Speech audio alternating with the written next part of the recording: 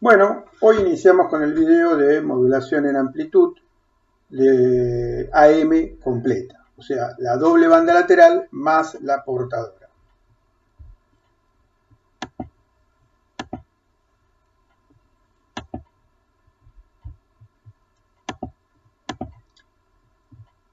AM completa, doble banda lateral más la portadora. Aquí tenemos la doble banda lateral y la portadora. La portadora tiene que ser de gran potencia. ¿Qué significa que sea de gran potencia? Bueno, que AC cuadrado sobre 2R0 tiene que ser de mucha mayor potencia que el valor cuadrático medio de X sobre 2R0. O sea que AC tiene que ser más grande que el módulo de X de T. Aquí lo tenemos en el dominio de la frecuencia. Acá tenemos la transformada de Fourier de la cosenoidal y acá tenemos la transformada de Fourier de la doble banda lateral.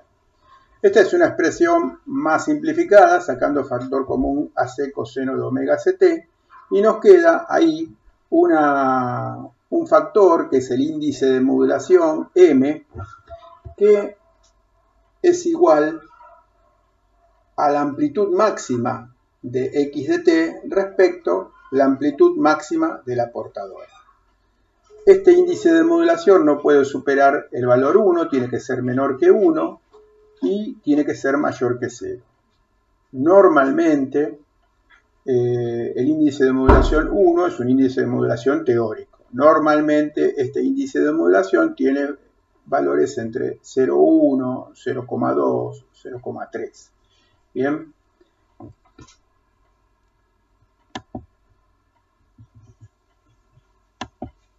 Bueno, acá tenemos una forma de onda de una señal modulada en AM. El objetivo es que nunca el valor mínimo de la señal de AM sea igual a 0 o inferior a 0. No puede tocar este valor mínimo, no puede tocar en los cruces por 0. Los cruces por 0 siempre los toca la portadora. Acá tenemos la portadora y acá tenemos la señal modulante. En este caso es un tono. El valor mínimo nunca tiene que tocar los cruces por 0. También es importante el valor máximo porque si no tenemos que diseñar los elementos protectores para soportar ese pico máximo, porque esos picos máximos pueden romper los elementos protectores. Acá tenemos tres parámetros muy importantes. La de la AM completa es el valor de la portadora, la señal modulante y bueno, el valor mínimo y el valor máximo. Repito, el valor mínimo nunca tiene que ser 0 o menor que 0, porque si no se denomina sobremodulación. Esta señal de AM fue hecha alrededor de 1920 y fue una de las primeras broadcasting que existieron. Eran radios donde se transmitía para toda la gente, ¿no? Y bueno, los sistemas de transmisión eran bastante primitivos en ese momento, los receptores, y para hacer económicos los receptores, se trató de que la amplitud de la portadora sea muy grande para que yo pueda utilizar esa portadora para demodular la doble banda lateral.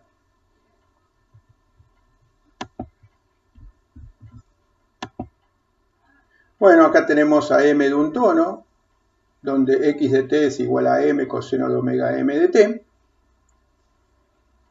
Acá el índice de modulación, lo vemos bien claro, es AM sobre AC.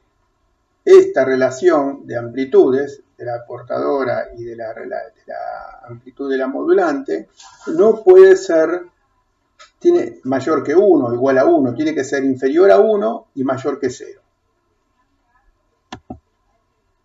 Bueno, acá tenemos la modulación de un tono en el dominio espectral. Vemos acá la señal las delta Dirac, que son, esta es de la doble banda lateral, y esta es las delta Dirac de la portadora. Los pesos de la delta Dirac, AC sobre 2, AC sobre 2, AM sobre 4, AM sobre 4, AM sobre 4 y AM sobre 4. Tenemos la banda lateral superior y la banda lateral inferior.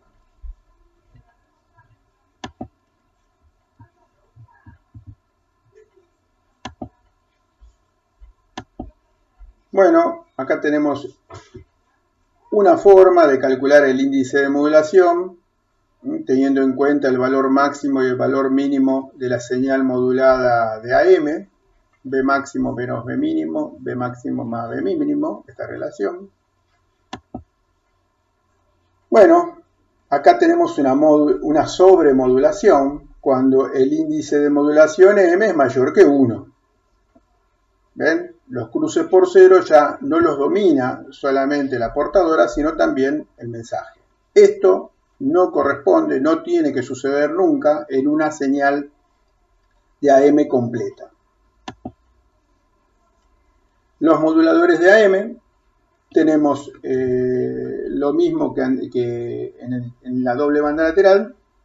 Tenemos un modulador por elementos alineales y el modulador con elemento lineal variante en el tiempo. Acá tenemos el diodo. Como la portadora es mucho más grande que F de T, el diodo siempre es manejado por la portadora, con lo cual el diodo abre y cierra al ritmo de la portadora. Otra forma es trabajar con el diodo como si fuera un elemento alineal, que es en este caso. En este caso yo tengo, el diodo tiene, la señal que polariza el diodo es F de T más coseno de omega Ct. El diodo tiene una respuesta lineal, acá tenemos E cuadrado, E al cuadrado, la linealidad, y es igual a A por F de T coseno de omega Ct más B por F de T más coseno de omega Ct al cuadrado. A y B son constantes. Bueno, desarrollo el valor de la intensidad, calculo la tensión de salida por R, y bueno, lo que me queda después de tener un filtro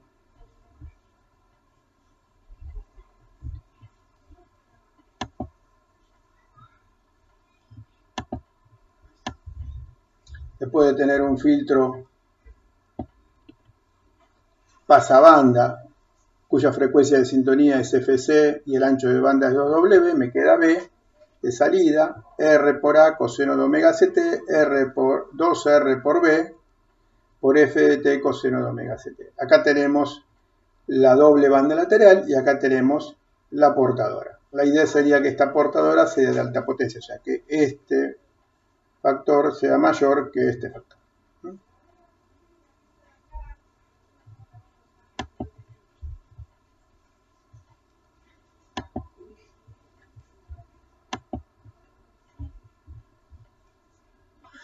Con el elemento lineal variante en el tiempo, lo que tenemos que hacer es trabajar con la sinc, como hicimos en doble banda lateral. La entrada es F de T K por coseno de omega Ct, ¿no? Más coseno de omega Ct. Nos da algo parecido. Bien, acá tenemos con el elemento lineal variante en el tiempo.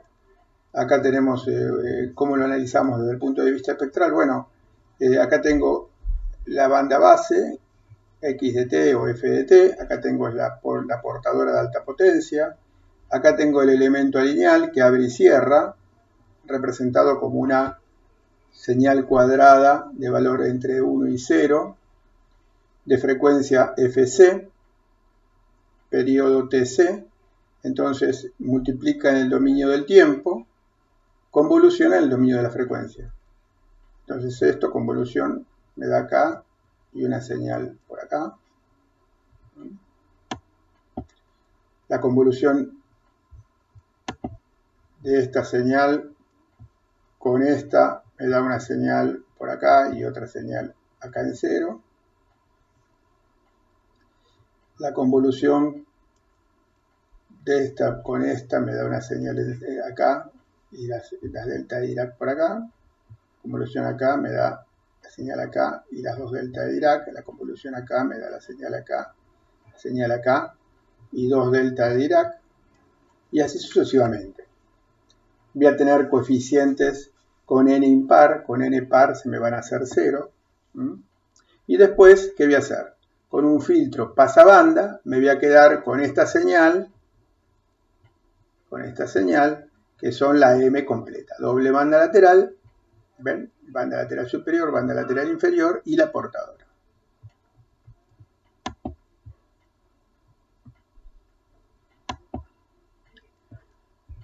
Bueno, tenemos que acá como ejemplo moduladores de AM, tenemos moduladores de AM.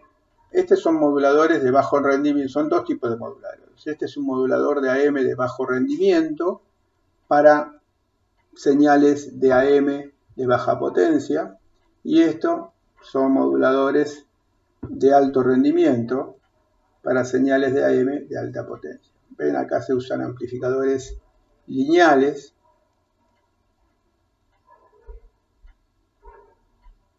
Son amplificadores lineales, con lo cual es clase A o clase B. Se modula acá la señal y después se amplifica. Y como lo que amplifico es la señal doble banda lateral más la portadora, si yo tengo una amplificadora lineal, distorsiono la señal mensaje, porque la señal mensaje está en amplitud. Entonces yo necesito tener amplificadores lineales acá, entonces son de bajo rendimiento. Entonces este es un modulador de AM de bajo rendimiento, normalmente para baja potencia. Este es un modulador de mayor rendimiento que el anterior, para una AM de mayor potencia. Y bueno, fíjense que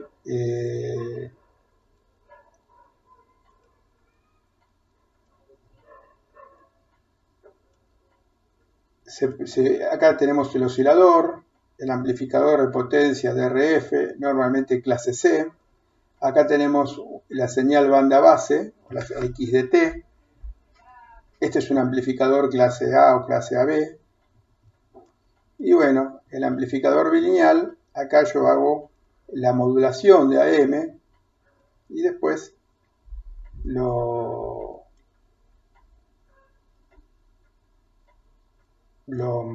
transmito, ¿no? Entonces hago la amplificación de la portadora separada de la amplificación de la señal banda base.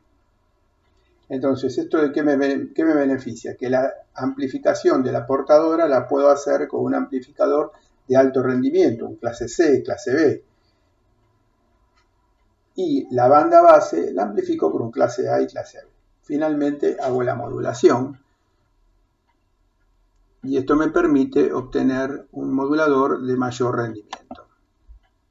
Voy en los cálculos de potencia de M, tengo la potencia de la portadora más la potencia de la banda laterales. PC, que es igual a AC cuadrado sobre 2, y acá tengo AC cuadrado sobre 2. Esto es la normalizada. Si yo quiero no normalizada, entonces sería AC cuadrado sobre 2R0. Acá tenemos 1 más m cuadrado sobre 2. El rendimiento, comparo la potencia de la doble banda lateral, que es AC cuadrado por m cuadrado sobre 4R0, respecto a la potencia de la M, que es esto. Si lo quiero sacar en forma porcentual, lo multiplico por 100. En caso de tener una señal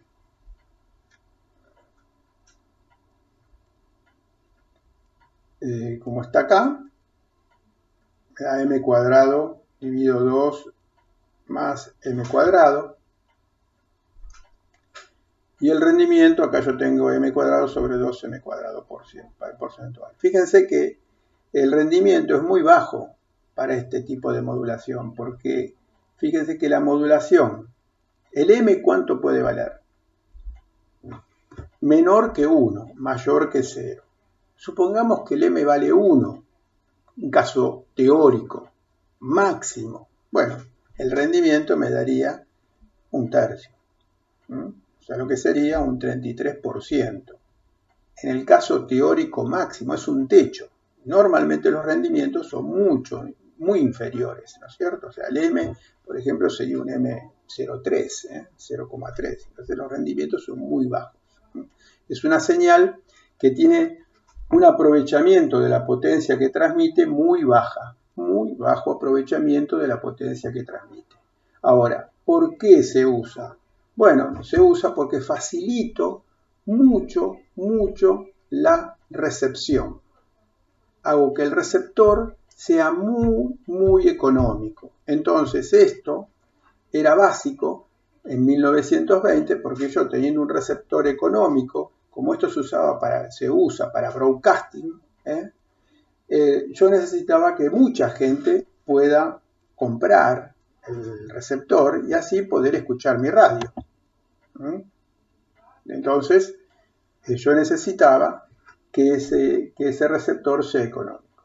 Por eso que se usa la AM de alta potencia y por eso se soporta que esta señal tenga un rendimiento muy bajo. Bueno, para el receptor de esta señal se usa un detector de envolvente, que fíjense lo que hace es rectificar la señal con un diodo. Este es el detector de la señal, un diodo, la señal de AM. Después un filtro pasabajos y me quedo con esto. Me voy a quedar con una continua y la señal mensaje. La señal mensaje montada sobre una continua. Con este capacitor sacamos la continua y me queda la señal mensaje. Una forma de ver, como nosotros vimos la doble banda lateral, es que este diodo en realidad hace la multiplicación de la señal AM por el coseno de omega CT. ¿Por qué se da esa explicación? Porque fíjense, ¿quién domina los cruces por cero? La portadora, ¿ven? La portadora domina los cruces por cero siempre, es condición esencial, por eso el M tiene que ser inferior al 1.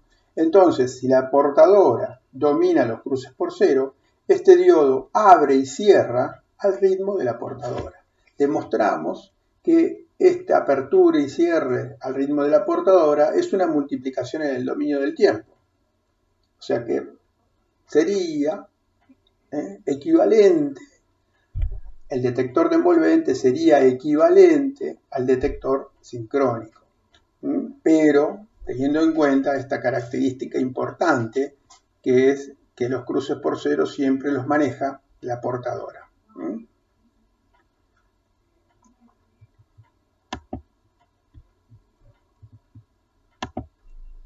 Bueno, el detector de envolvente podemos hacerlo matemáticamente, cómo funciona. Yo lo estoy multiplicando por el coseno de omega CT, por esa apertura y cierre del diodo. Entonces, acá me queda coseno cuadrado. Y acá tengo la salida, ¿ven? AC cuadrado sobre 2, acá tengo la continua y la señal mensaje. Después yo con un elemento adecuado, por ejemplo el capacitor, puedo eliminar esta continua.